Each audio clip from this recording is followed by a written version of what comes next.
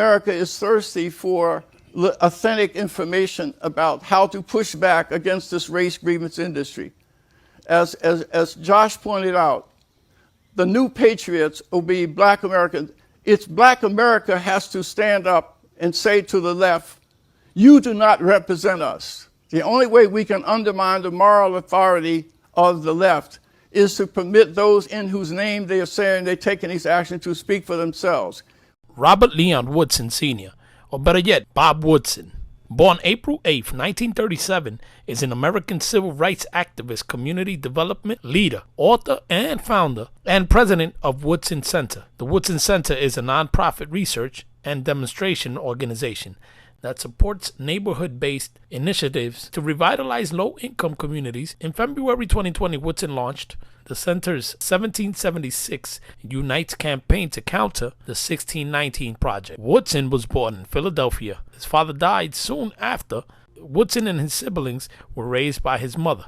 In 1954, he dropped out of high school to join the Air Force. While in the Air Force, he passed the GED tests. After leaving the Air Force, he went to graduate from Cheney University in 1962 with a Bachelor of Science in Mathematics, then from the University of Pennsylvania in 1965 with a Master's in Social Work. Woodson has been actively involved in the civil rights and community development since 1962 to 1968. Unitarian Services Committee social worker from Boston in 1968 to 1971. Also, the National Urban League Administration of Justice Division, Director of New York City 1971 to 1973, and American Enterprise Institute 1974 to 1981. That's a lot of work done. Let's see him in action. Editor, roll clip, fair use.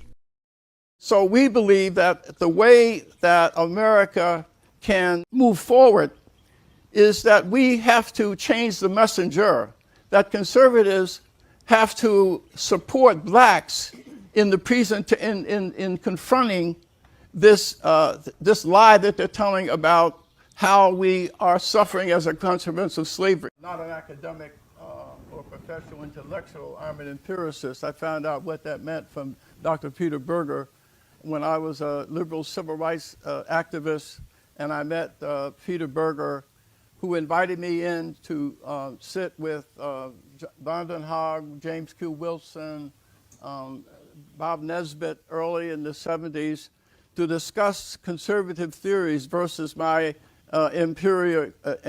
empirical experience. And I remember James Q. Wilson talking about if economic analysis of how people change, if you change the incentives, increase the incentives and the sanctions, and people will change. And he was applying this to reducing violence. And I listened and I said, well, my experience is threatening a gang member with death is like challenging a kamikaze pilot. Death is what they do. You have to first get people to invest in who they are and what they are before you then can threaten to withdraw it.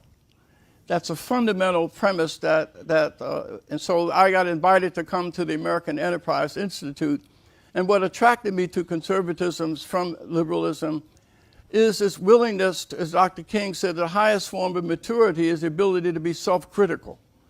We need to be self-critical now more than any other time, as Josh has said. The clock is running. Another example from history that we're presenting is a man named Robert Smalls, who was born in 1839 in Sumter, North Carolina.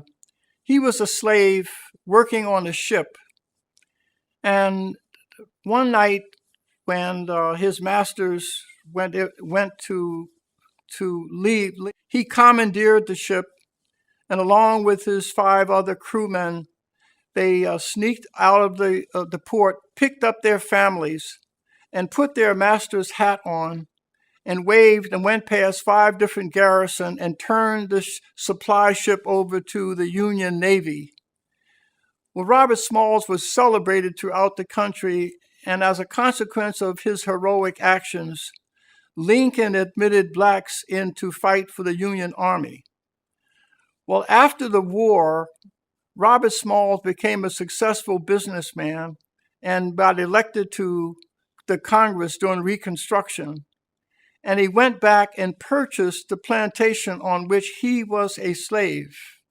And because the family of the slave master had become destitute, in an act of radical grace, he took in the wife and children of the slave master and even allowed her to remain in the master bedroom, as she had become delusional and didn't realize that the war was over. And I think that's a marvelous story of the resilience of Black Americans to thrive and achieve against the odds, to be born a slave, and through the free enterprise system, earn enough money to come back and actually purchase a plantation in which he was a slave, and exhibited the kind of radical grace that enabled him to take in and care for the family of the slave master.